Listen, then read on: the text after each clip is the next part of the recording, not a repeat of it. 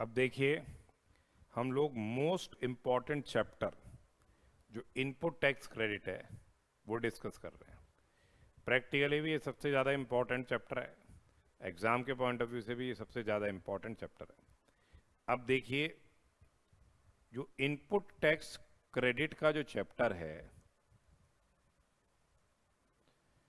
ये हम डिस्कस करेंगे। इसमें क्या हम लोग डिस्कस कर रहे हैं, एक तो जो स्टेटवरी प्रोविजंस है सेक्शन 16 से लेके सेक्शन 21 तक ऑफ द CGST एक्ट 2017, उसके अलावा अपन रूल 36 से लेके रूल 45 तक ऑफ द CGST रूल्स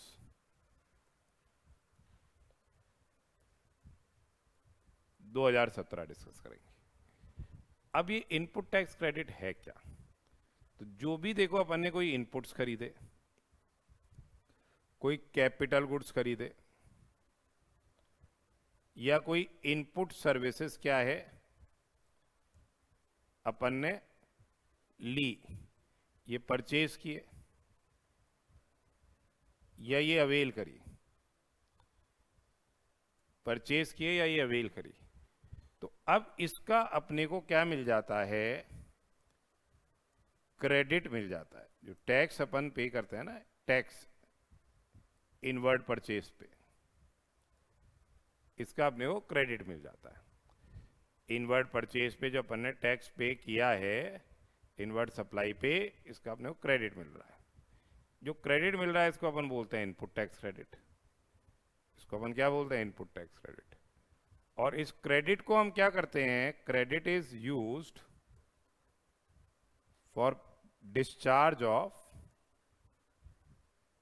या पेमेंट ऑफ क्या? The output tax liability. Output tax liability को पे करने के लिए हम इस क्रेडिट का यूटिलाइजेशन करते हैं। तो बेसिकली क्या है, ये जो इनपुट टैक्स क्रेडिट की जो स्कीम है ये किसके लिए बनाई गई है? To prevent. ये क्यों बनाई गई है? टू प्रिवेंट क्या? Cascading effect. कास्केडिंग इफेक्ट को प्रिवेंट करने के लिए। वो कास्केडिंग इफेक्ट क्या हो गया? कास्केडिंग इफेक्ट हो गया टैक्स ऑन टैक्स। तो टैक्स ऑन टैक्स के इफेक्ट को प्रिवेंट करने के लिए क्या बनाई गई है? इनपुट टैक्स की क्रेडिट की स्कीम बनाई गई है। Scheme has been framed for this. तो अभी अपने को ये देखना है, पहले डेफिनेशंस देखेंगे अपन कि भाई क्या इनपुट है, क्या कैपिटल गुड्स हैं, क्या इनपुट सर्विस है, क्या आउटपुट टैक्स है। ये सारी इंपॉर्टेंट जो डेफिनेशंस हैं वो पहले हम डिस्कस करेंगे, फिर अपन रूल सेक्शन 16 के स्टेटवरी प्रोविजंस पे आएंगे। तो अब देखिए, सबसे पहले डेफिनेशंस में देखते हैं। तो अपने को क्रेडिट मिल रहा है जो भी टैक्स अपन ने पे किया है, या तो इनपुट पे या कैपिटल गुड्स पे या इनपुट सर्विस पे। तो कैपिटल गुड्स क्या हो गए? सेक्शन 2 क्लॉज 19 के अंदर कैपिटल गुड्स को डिफाइन कैसे किया है कि जो गुड्स अपन ने खरीदे और जिनकी वैल्यू अपन ने कैपिटलाइज किए इन द बुक्स ऑफ अकाउंट्स, वो क्या है? कैपिटल गुड्स हैं जो कि काम में आएंगे। दे आर यूज्ड और they are intended to be used. ये आगे काम में लिए जाएंगे इन कोर्स या फर्दरेंस ऑफ बिजनेस। तो basically capital goods means goods the value of which is capitalized, the value of which is capitalized in the books of accounts. Value जिसकी capitalize की गई है in the books of accounts और the person claiming the ITC। Value capitalize कर दी गई है in the books of accounts of the person claiming the ITC, and which are used, yeah, they are intended to be used in course or furtherance of business, which are used or they are intended to be used in course या furtherance of business. तो capital goods कौन से goods हो गए? means the goods the value of which is basically capitalized in the books of accounts of the person claiming the ITC, or which are used, yeah, they are intended to be used in course और furtherance of business. ठीक है, तो वो तो capital goods हो गए। फिर देखो, एक होता है इनपुट। इनपुट क्या हो गए? वो गुड्स, सारे गुड्स हो गए। इनपुट क्या है? सारे गुड्स हो गए, अदर देन क्या?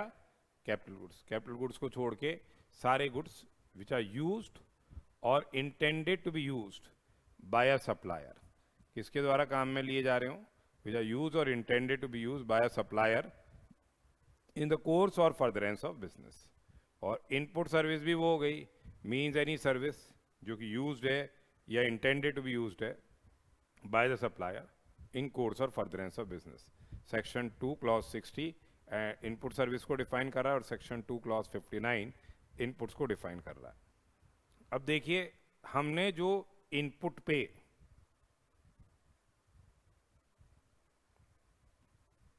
या कैपिटल गुड्स पे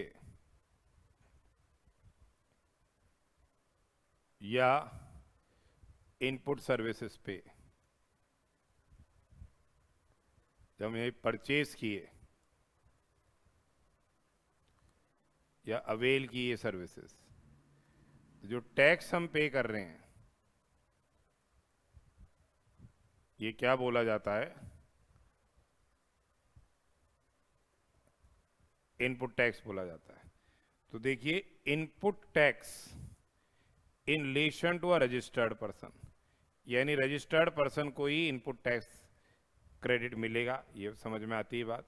input tax in relation to a registered person means the central tax, state tax, integrated tax और यूनियन टेरिटरी टैक्स। यानी सीजीएसटी का भी क्रेडिट मिल रहा है आपको, एसजीएसटी या यूटीजीएसटी का क्रेडिट मिल रहा है,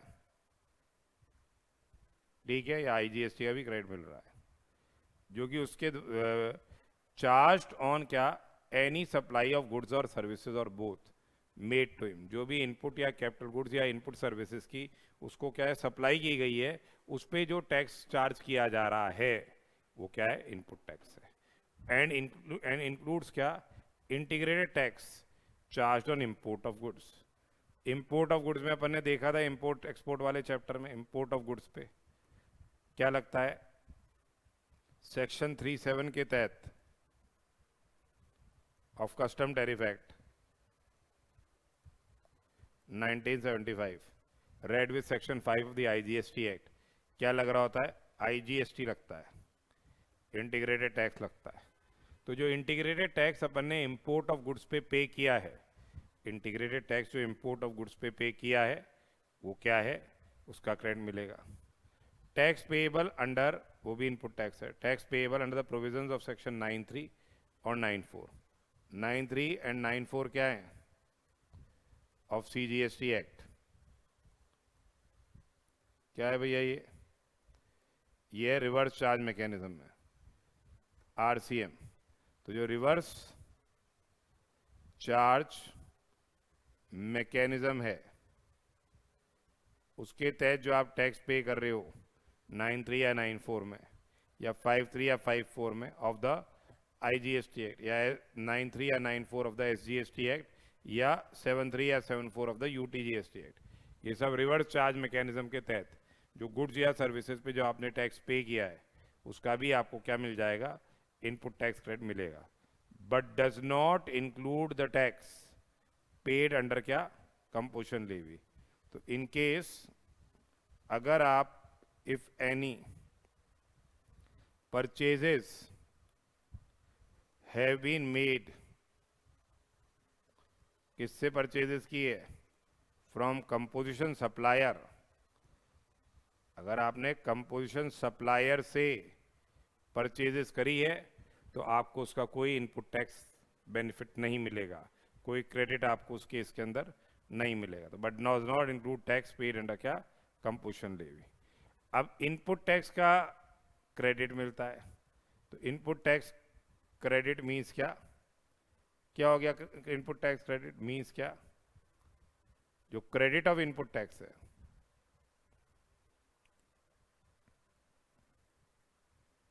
जो क्रेडिट ऑफ इनपुट टैक्स है वो क्या है? इनपुट टैक्स क्रेडिट है। तो इनपुट टैक्स क्रेडिट मीन्स क्या?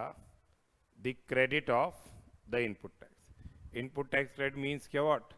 The credit of the input tax. अब ये इनपुट टैक्स का जो क्रेडिट है वो आप किसके लिए काम में लोगे? आउटपुट टैक्स की जो लायबिलिटी है उसको डिस्चार्ज करने के लिए काम में लोगे। तो आउटपुट टैक्स को, वो क्या होता है? जो टैक्सेबल पर्सन गुड्स और सर्विसेज की वो सप्लाई कर रहा है उस पे जो टैक्स लगता है वो आउटपुट टैक्स है। तो output tax in relation to a taxable person, ये किसके रिलेशन में? Taxable person. टैक्सेबल पर्सन कौन हो गया? जो पर्सन रजिस्टर्ड है या लायबल टू बी रजिस्टर्ड, वो टैक्सेबल पर्सन है। तो आउटपुट टैक्स मीन्स क्या? In relation to taxable person means tax chargeable under this act, whatever tax is chargeable under this act on taxable supply of goods or services or both made by him or his agent, जो उसके द्वारा या उसके agent के द्वारा जो taxable supply कर रहा है गुड्स और सर्विसेज का। बट एक्सक्लूड्स क्या? इसमें क्या एक्सक्लूड हो गया? Tax payable by him on reverse charge basis. तो आउटपुट टैक्स में एक्सक्लूड्स क्या? Tax payable by person under reverse charge mechanism.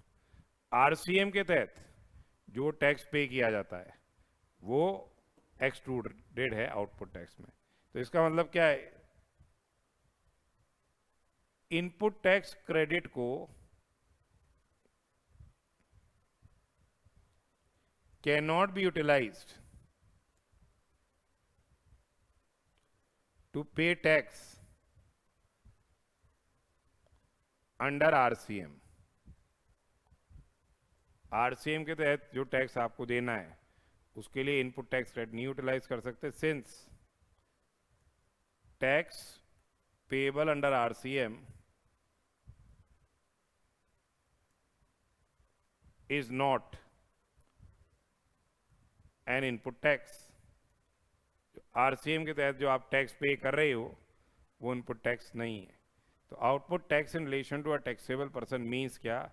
Tax chargeable under the act on taxable supply of goods और services और both made by him और his agent, but excludes क्या? The tax payable by him on reverse charge basis. अब आती है बात क्या? Taxable supply. Taxable supply आपको पता ही है, मीन्स सप्लाई ऑफ गुड्स और सर्विसेज और बोथ विच इज क्या? Leviable to tax under the act. जो भी सप्लाई अपन कर रहे हैं गुड्स और सर्विसेज जो कि leviable to tax under the act, वो क्या है? टैक्सेबल सप्लाई है। तो टैक्सेबल सप्लाई क्या हो गई? मीन्स सप्लाई ऑफ गुड्स और सर्विसेज और both which is leviable to tax under the act, वो टैक्सेबल सप्लाई है। एग्जेम्प्ट सप्लाई अपन ने 247 में डिस्कस करी थी। एग्जेम्प्ट सप्लाई में क्या आ गया? एक तो नील रेट वाली आ गई, एक होली टैक्स एग्जेम्प्ट आ गई, और एक क्या आ गई? आपके नॉन टैक्सेबल सप्लाई आ गई।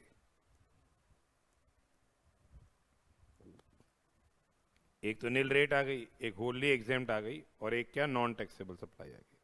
तो exempt supply means supply of any goods और सर्विसेज और both which attracts nil rate of tax, which attract nil rate of tax, or which may be wholly exempt from tax।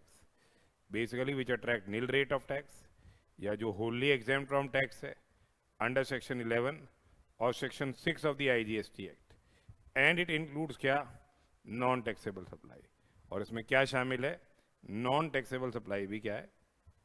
शामिल है। ठीक है, exempt supply। तो अगर कोई input या इनपुट सर्विसेज या कैपिटल गुड्स आप एक्सक्लूसिवली एग्जेम्प्ट सप्लाई को इफेक्ट करने के लिए काम में ले रहे हो तो आपको उसका आईटीसी नहीं मिलता है। फिर नॉन टैक्सेबल सप्लाई क्या हो गई? जिसपे which are not leviable to tax under the act. Non taxable supply means supply of goods या सर्विसेज, सप्लाई तो यही है ऑफ गुड्स और सर्विसेज और both which is not leviable to tax under the act और under the IGST act.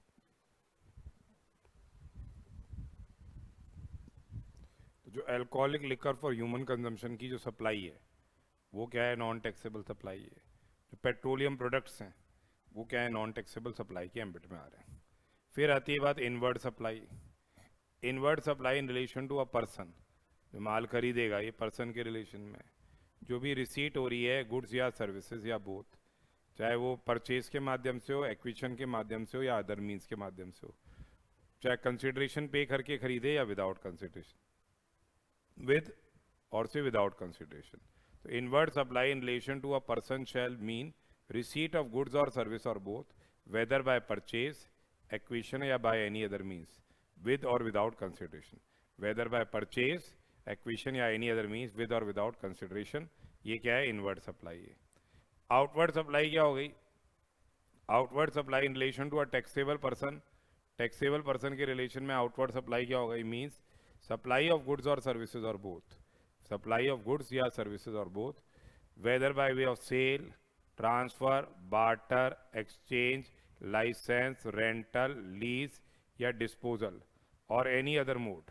तो चाहे cell के माध्यम से हो, ट्रांसफर के माध्यम से हो, बार्टर के माध्यम से, एक्सचेंज के माध्यम से, लाइसेंस, रेंटल, लीज या डिस्पोजल, मेड या agreed to be made by such person in course और फर्दरेंस ऑफ बिजनेस। तो ये आउटवर्ड सप्लाई हो गई। तो सप्लाई होनी चाहिए गुड्स या सर्विसेज की, और किसके माध्यम से हो? Sale, transfer, barter, exchange, licence, rental, lease, disposal, which is made या agreed to be made in course और फर्दरेंस ऑफ बिजनेस, वो आउटवर्ड सप्लाई है। फिर देखिए कंसेप्ट है इनपुट सर्विस डिस्ट्रीब्यूटर का। जैसे सपोज करो हेड ऑफिस है किसी का राजस्थान में, रजिस्टर्ड है ये भी, और उसकी मैन्युफैक्चरिंग यूनिट्स हैं। एक यूनिट 1 है, ये उदयपुर में, राजस्थान में। एक यूनिट 2 है, ये इंदौर में, एमपी में। एक यूनिट 3 है, ये पुणे में, महाराष्ट्र में। ठीक है। अब क्या हो रहा है यहाँ पे, जो इनपुट सर्विस प्रोवाइडर है वो सर्विसेज तो दे रहा है इन वेरियस यूनिट्स में, इनवॉइस एचओ के नाम जारी कर रहा है। जैसे 10 करोड़ का बिल रेज कर दिया, जिसपे 1 करोड़ 80 लाख रुपए क्या है? जीएसटी है, ये एचओ के नाम में दे दिया। अब एचओ का क्या काम रहेगा? एचओ ये इनपुट टैक्स के क्रेडिट को डिस्ट्रीब्यूट करेगा। किसको डिस्ट्रीब्यूट कर रहा है? अपनी यूनिट्स को। एचओ का और इन यूनिट्स का पैन क्या होना चाहिए? सेम होना चाहिए। अपने ही ऑफिसेस को डिस्ट्रीब्यूट करेगा ये क्रेडिट, अपनी ही यूनिट्स को। तो वो इनपुट सर्विस डिस्ट्रीब्यूटर, जैसे आपको क्या है? सेपरेटली रजिस्ट्रेशन कराना है। तो input service distributor means an office of the supplier of goods or services or both. It is the office of the supplier of goods or services or both which receives tax invoices issued under section 31 towards receipt of the input services. को tax invoice मिल रही है under section 31 towards क्या? receipt of the input services, और issue a prescribed document for the purpose of distributing the credit. ये ISD invoice जारी करता है credit को डिस्ट्रीब्यूट करने के लिए। Central tax, state tax, integrated tax और यूनियन टेरिटरी टैक्स का जो क्रेडिट है उसको डिस्ट्रीब्यूट करेगा, जो कि उन सर्विसेज पे किया गया है। किसको डिस्ट्रीब्यूट करेगा? To supplier of taxable goods और सर्विसेज। ये सब सप्लायर है टैक्सेबल गुड्स और सर्विसेज के, having the same PAN as that of the said office. इसका पैन और इन यूनिटों का पैन, इनका क्या पैन नंबर रहना चाहिए? क्या? सेम पैन होना चाहिए, यानी अपना ही हो, अपने ही ऑफिस हो, अपनी ही यूनिट हो, तभी ये क्रेडिट क्या हो जाएगा? डिस्ट्रीब्यूट किया जाएगा। तो बेसिकली इनपुट सर्विस डिस्ट्रीब्यूटर कौन हो गया? ऑफिस हो गया of the supplier of goods और सर्विसेज और बोथ, जो कि टैक्स इनवॉइस वगैरह जो कि issued under section 31 towards the receipt of input services, और इशू कर रहा है क्या?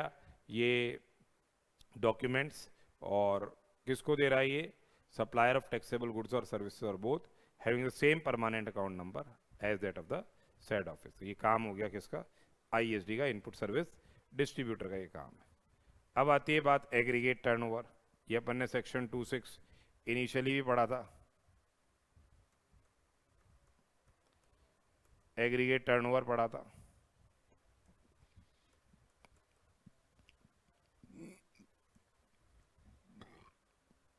Aggregate turnover means the aggregate value of all taxable supplies, excluding the value of inward supply on which tax is payable by a person on RCM.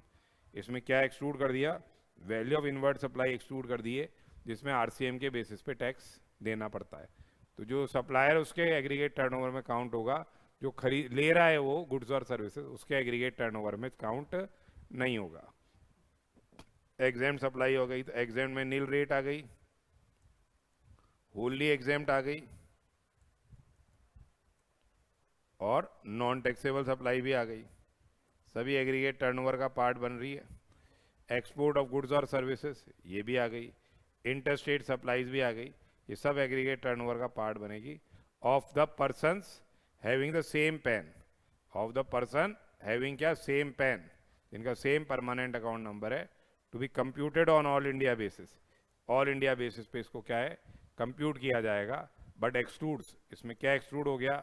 Central tax, state tax, union territory tax, integrated tax and cess, यानी ये चीज़ें इससे क्या हो जाएगी?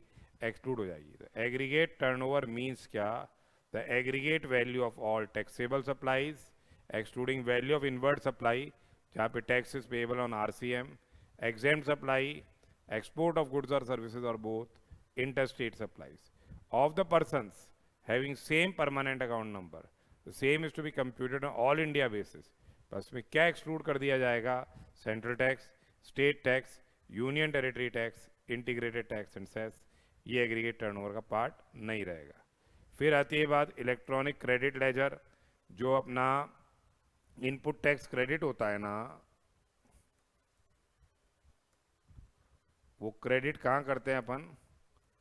ये electronic credit ledger के अंदर क्रेडिट किया जाता है, जो कि कॉमन पोर्टल पे रूल 86 के अनुसार अपने को मेंटेन करना पड़ रहा है. तो इलेक्ट्रॉनिक क्रेडिट लेजर है.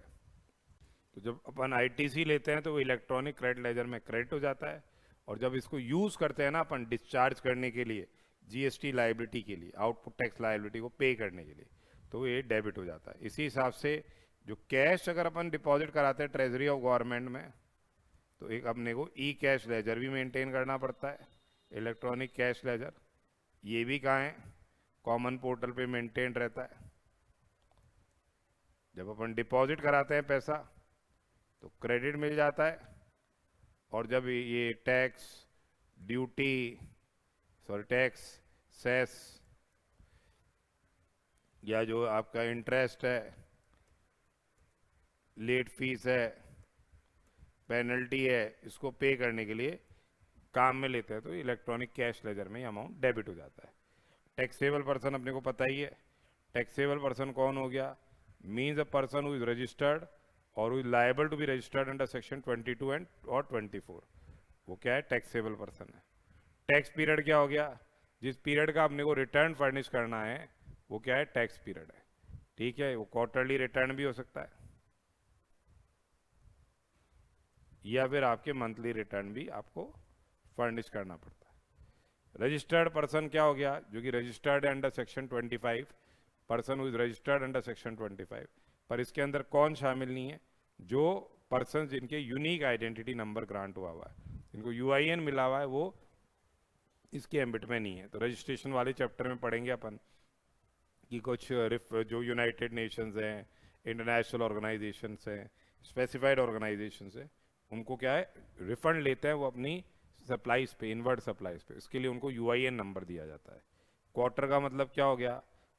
Period of 3 calendar months, 3 consecutive calendar months, जो कि एंड हो रहे हैं on the last day of March, June, September and December of the calendar month. वो क्या है? वो क्वार्टर है. तो कहने का मतलब ये है कि ये वेरियस डेफिनेशन हमने ये डिस्कस की है. ये डिस्कस करके अब हम क्या है? स्टेटवरी प्रोविजंस अगले लेक्चर के अंदर डिस्कस करेंगे. तो ये डेफिनेशंस बहुत इंपॉर्टेंट है, उनको एक बार आप अच्छी से करके जाइएगा, क्योंकि इन्हीं से ही आपको आगे फंडामेंटल्स स्ट्रॉन्ग होंगे. ये डेफिनेशन हम लोगों ने क्या है? सारी जो रेलेवेंट थी इनपुट टैक्स क्रेडिट से रिलेटेड वो डिस्कस की है.